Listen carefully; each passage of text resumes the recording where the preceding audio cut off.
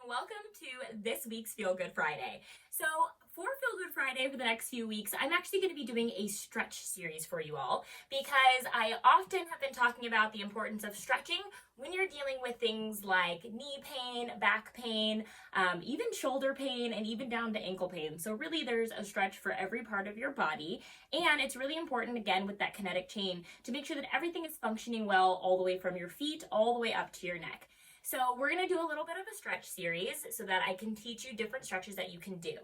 Now, when it comes to stretching, there are three major types of stretching. There is static stretching, active stretching, and dynamic stretching. Now, me trying to explain to you what all those are is probably going to confuse you if you're not a fitness professional, so it's best for me to show you examples of each. So today, we're going to be going through a few stretches that you can do for your hip flexor because many of you guys are sitting at home, working from home, so being in that seated position or that position when you're driving or watching Netflix, whatever it is that you're doing, you probably have really tight hip flexors that are throwing off a lot of things in your body. So I'm going to start off with those hip flexor stretches, and again, I will show you examples of what a static stretch is going to be, an active stretch, and a dynamic stretch. Now, before I show you those different examples, I'm going to tell you when to use both.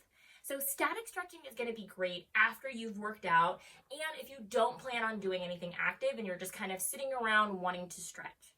You're going to want to do an active stretch before you start doing any sort of workout, and you also want to do dynamic stretching before you do things like running, weightlifting. So active and dynamic stretches are going to be best if you're about to do something that involves strength or power, and then those static stretches are going to be best for when you're just having recovery days, you've finished your workout, and you're just sort of relaxing and you're trying to improve those length-tension relationships.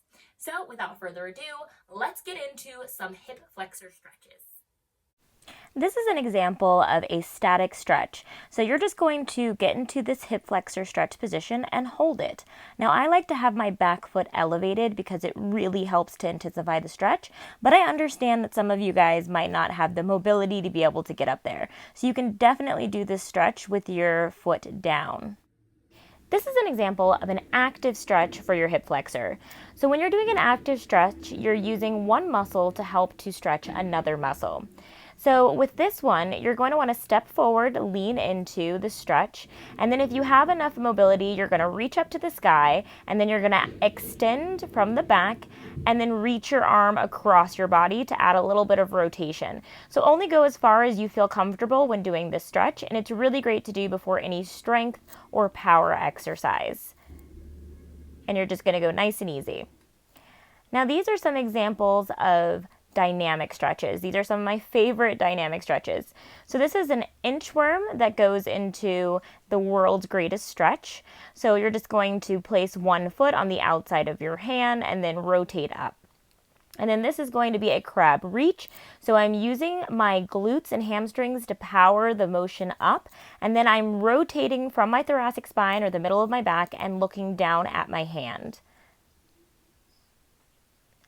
And then this is going to be a 90-90 stretch with a rotation. So the big thing here is just to make sure that you have a nice 90-degree angle between your hip, knee, and ankle as you do this. As you can see, mine is not exactly 90 degrees, but that's why I'm working on it for mobility. All right, so I hope that you enjoyed those stretches. I hope they were very helpful and that you keep coming back to this video and trying them out daily. Definitely, the more that you get in the habit of stretching, the more results you're going to see. So I would recommend habit stacking, so making stretching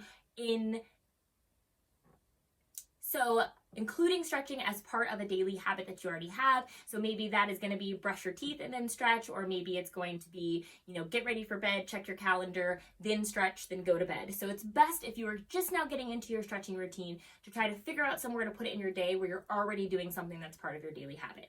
That's just a little bit of a tip.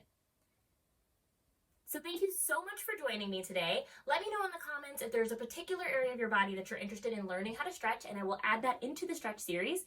And you can also let me know other things that you'd like me to discuss on the next Feel Good Friday. See you then.